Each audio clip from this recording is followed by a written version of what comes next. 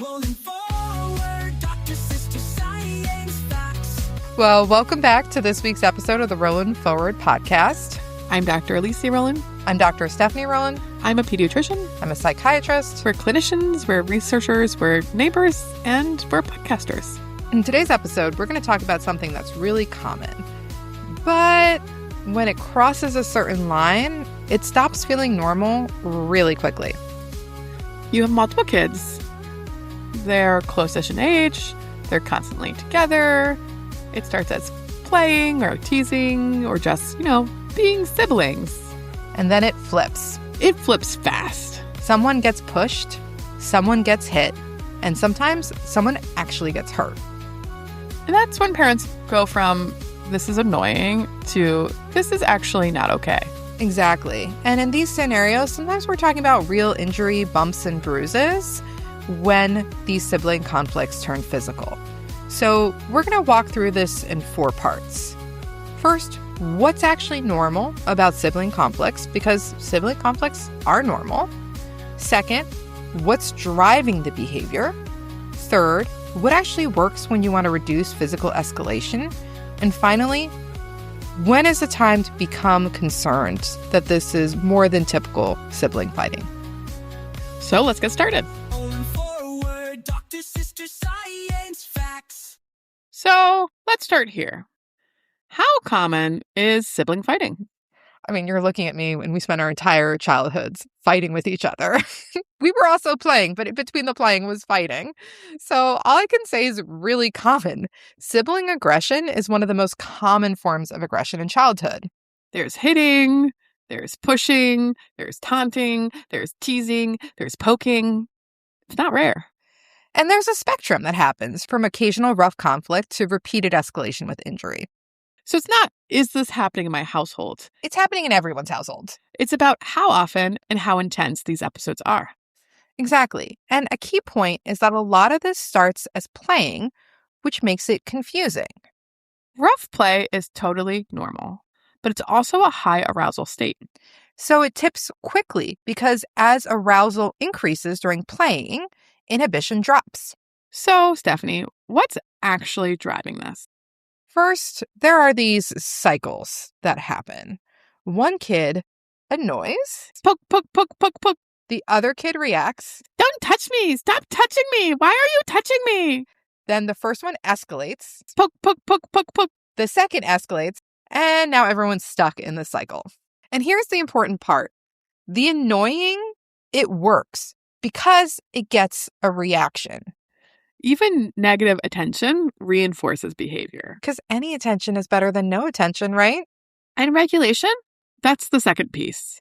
Because kids are still developing impulse control and frustration tolerance. And this is not just your toddler, your preschooler, even ages 6, 8, and 10. We're still working on this. And onwards. I mean, I think through early adulthood. So once kids are triggered, they escalate fast. And something that we've said before, but is really important to remember, is that escalation happens quickly, recovery happens slowly. And the play piece, the fact that this usually comes from playing, it's a really important part because when you're playing, that increases your arousal. You feel excited, you feel competitive, you feel engaged. And it's not necessarily a place of anger, it's overstimulation. But once you cross that threshold, your ability to control your behavior drops. And what about the environment? It's really important because kids learn how conflict is handled by watching. Understandably, as this is happening in your households, your own level of frustration increases. But the more that parents are frustrated, whether that is expressed through verbal or physical cues, it leads to more sibling aggression. So your tone matters, not just the rules. Exactly. So we've got this cycle that starts, the back and forth, the negative attention, and then a parent intervening, and everything can just escalate. What about if you have more than 2 kids involved? I mean, the cycles can just get even more complex where we have reciprocal systems. It's not simply that there's one person who's an aggressor and one child who's a victim. These are cycles in which everyone is playing a role and reinforcing the behavior. So what I'm hearing is we have a setup for this to explode. It's just this never-ending cycle that's just going to snowball down the mountain until it's an avalanche where one kid is kicking the other. We're playing, we're kicking each other. We're playing, we're punching each other. This is what happens. So what actually works to help prevent this, to help stop this? So first, intervene earlier. And this is hard because you have to intervene earlier than feels natural. We know to intervene before the hitting, but here what we're watching for is small changes in tone, small provocations, and volume shifts. If you're waiting for when one kid smacks the other in the face, you're a little bit too late. Exactly. And once it does reach that point of getting physical, the point here is to immediately separate. No discussion? No discussion. Kids at that point, they're not in a learning state. They can't learn new behaviors. Just separate. We'll learn later. What about rules? I recommend one very clear rule. You can be mad. You cannot hit. But what if I was provoked? Even then, especially then. So what do you teach them instead? It's really important to give kids alternatives that they can practice. They can walk away. They can say, I'm done. They can get help. So it's not just don't hit, it's don't hit, and here are some alternatives that you can do instead. Exactly. The rule is don't hit, and then you're teaching replacement behaviors. And what about timing? Look for patterns in your household. Are there certain times that this is more likely to happen, where play is more likely to turn physical? And some households might be after school or before dinner. Those are big danger zones. And it often means that kids need a little more structure Around those times. So whatever the pattern is that you notice in your house, the ones we hear more frequently are right after school or just before dinner as people are starting to get hungry. There are times of big changes and there are times of anger. But in your household, maybe it's a different time. Maybe it's around bath time or waking up. So just notice that and have more structure in those times. So what I'm hearing is that you should intervene before one kid is smacking the other. But should you intervene when they're just doing rough play? Not necessarily, but it's important to control it, which means that those times of play should be shorter, supervised, and stopped earlier. So perhaps distracting with another activity. There's been rough play going on for 5 or 10 minutes. No one's been upset yet. Everyone's having a good time. Now's a great time to say, hey, do you guys want to do X instead? As you're noticing that the volume is increasing and you're worried that you're heading towards it, you offer an alternative. Like, let's do this activity together. That might be more regulating and calming. Say child A punches child B in the nose. Should there be consequences?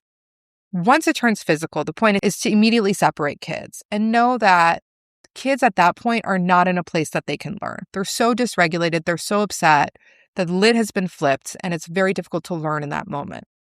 There may be a desire to offer consequences later, but delayed consequences don't work well here because by the time that kids are ready to learn, they're disconnected from what happened. So it's better to proceed with immediate separation, loss of access to the trigger, loss of access to the other child. And afterwards, go back later when they're calm, not with consequences, but with an opportunity for learning. What happened before? What happened? What could you do differently next time? And when should I get concerned that my children's fighting is a little bit more than what's normal? When do I get concerned that this is more serious? I'm sure you get this question all the time as a pediatrician because there's this certain age as kids go through that the sibling conflicts can feel like it's nonstop. But when we start to worry as clinicians is when there are things like injuries or fear that lingers long after a conflict. And any type of severity or imbalance is something that to be concerned about. And that is a great opportunity to talk to your pediatrician and to seek out additional resources and help. Most of the times, siblings are just siblings. Because the takeaway here is that sibling conflict is common. But escalation and injury are not something simply to ignore. Exactly. And even with the sibling conflict being common, it's not something to ignore either. There are things that we can learn and do together in order to try to prevent escalations, things like intervening earlier, building regulations, and having very clear boundaries. Hands are not for hitting. Teeth are not for biting. I have said that so many times. Rolling forward, Dr. Sister Science Facts. So that's our episode for today. Thank you for listening. I'm Dr. Stephanie Rolin. I'm Dr. Alicia Rolin. If you enjoyed this episode, give us a 5-star review. Send it to a parent who's currently breaking up sibling fights. Which is, all parents. All parents. So, send it to a parent. An easier way to say it. And we hope that you'll join us next time. Rolling forward, Dr. Sister Science Facts. So, yesterday, remember when we heard my dog howling? She was so unhappy. Howling. I was texting you. I was like, your dog is not in a good place. You were upstairs wallpapering my room, and I could hear your dog downstairs howling. So I go downstairs, and she is crated while my dad is listening to our podcast really loudly. And she's just in this little box, hearing my voice and your voice without being able to see us, and is losing her mind. She did not like that. So I think, is she our number one fan or our number one worst fan?